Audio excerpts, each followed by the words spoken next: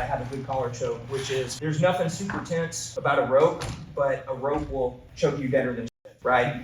Try to make your wrists the same way. Anytime I'm doing the collar chokes, I try to pay a lot of attention to not being tense, super tense and flexing, right? And I try and focus really on as much bone contact around the neck and being as relaxed as possible. So when I set the first hand, be in a good habit of opening the collar up, and I follow the collar to the back of the head, right? And I want to be right behind the back of the neck, nice and deep.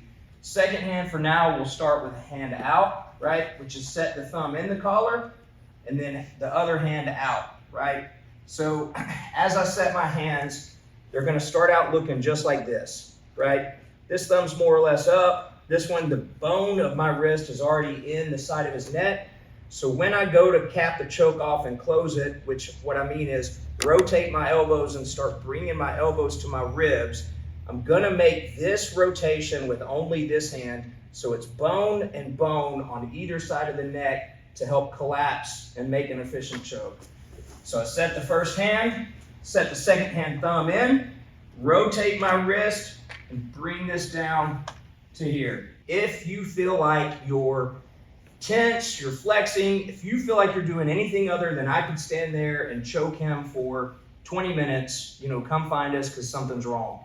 The other thing that's a common mistake is I set my hands and I go to try and finish the choke by flaring my elbows out. I don't like to do anything that gives space from this little triangle of choke back to him, even if it's a 1/4 of an inch or a 1/2 of an inch. You know, a better guy, a seasoned guy, or a guy with a tough neck is going to feel that and think, I can ride this out longer or before his wrists burn out.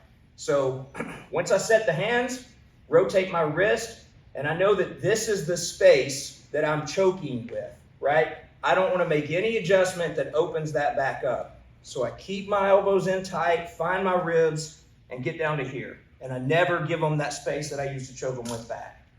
All right? Make sense? Cool. Let's do it a few times. Thanks for watching. Like and subscribe. That's great. So good. So powerful.